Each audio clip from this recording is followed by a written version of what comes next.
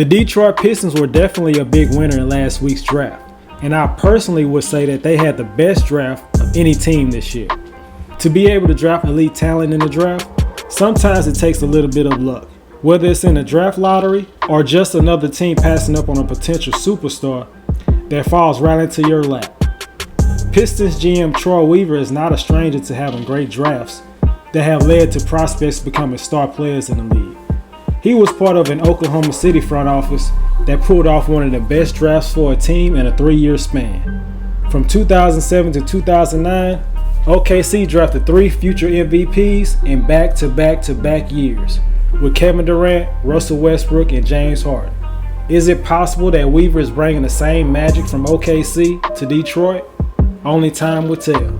I know that the Pistons were looked at as one of the losers during the NBA draft lottery, when they were a team that had one of the best odds to get the number 1 pick, but fell all the way back to number 5. I was somebody who thought that could be a blessing for the franchise, because Jabari Smith, Chet Holmgren, and Paolo Banchero was looked at as the top 3 prospects on nearly everybody's draft board. And it's no secret that I believe Jaden Ivey is the best prospect in this draft class. For the Pistons to be able to get their hands on a player like that, a team picking 4th in the draft, which was Sacramento, had to pass on him. And Sacramento literally is accustomed to passing up on superstars in the draft, and they may have done it again. The Pistons added 2 of the most athletic prospects in the draft class. They drafted Jaden Ivey, the consensus best guard in the draft, and Jalen Duran, a 6'10" athletic freak who won't even turn 19 till after the start of next season.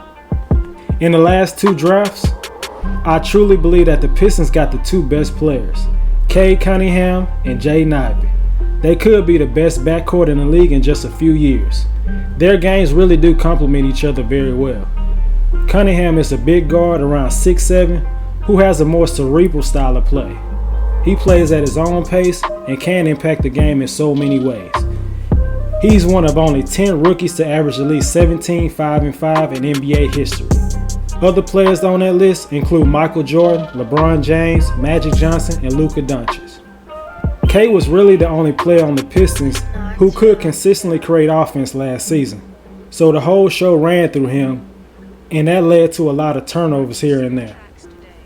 Ivey will give the Pistons another guy who can get his own shot and set up his teammates. Another elite weapon that Cunningham can share the ball with. Ivey's above the rim style and elite slashing ability will complement his new backcourt teammate perfectly. Cunningham is the better playmaker, Ivey is the more natural scorer. And as they do what comes natural to them initially, they could eventually improve the other parts of their games. Cunningham and Ivey's fit on defense is equally exciting.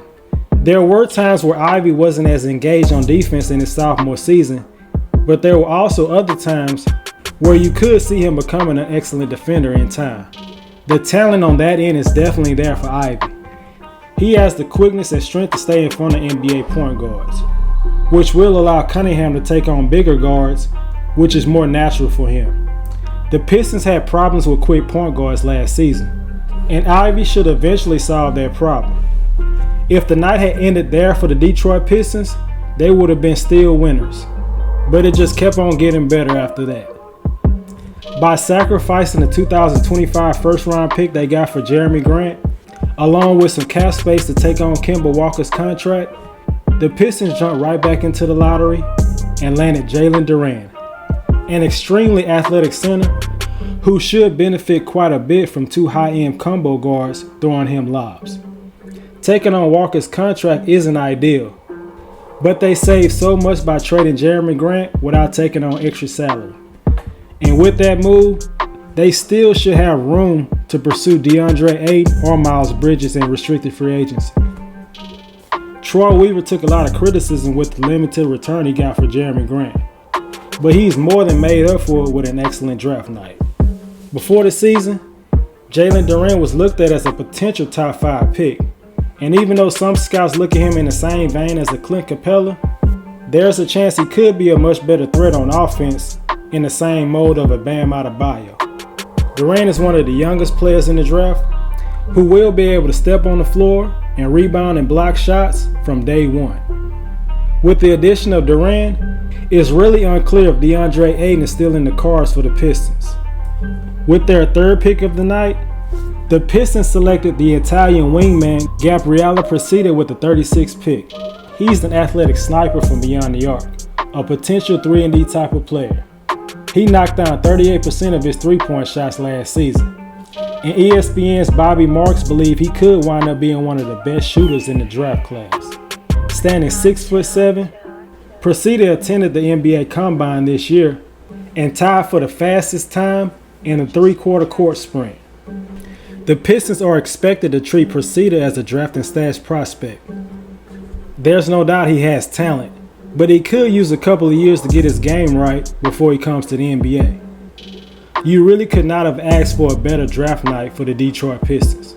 The draft classes that Troy Weaver has put together over his short time with the franchise has set them up for potential greatness in the future.